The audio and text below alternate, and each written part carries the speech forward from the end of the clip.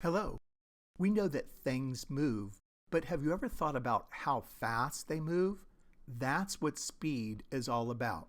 Speed tells us how quickly something is changing its position.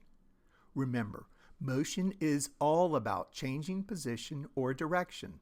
So motion happens whenever something changes where it is or what way it's going. Now imagine two friends are running a race. One friend runs really fast and the other one runs a little slower. The fast runner covers more ground in the same amount of time.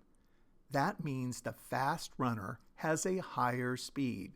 Speed is a measure of how quickly an object moves from one place to another. It tells us how much distance an object covers in a certain amount of time. For example, if a car travels 60 miles in 1 hour, we say its speed is 60 miles per hour.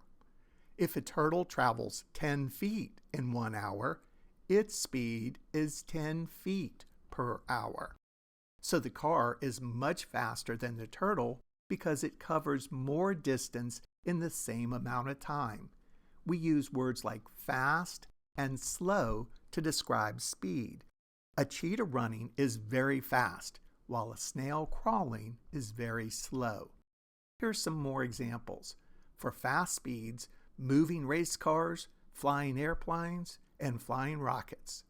Slow speeds are a person walking, a leisurely bike ride, or a leaf falling from a tree.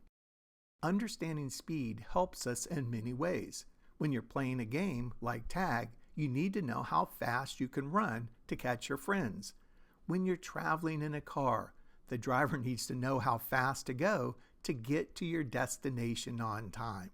Even animals use speed to chase their prey or escape from predators.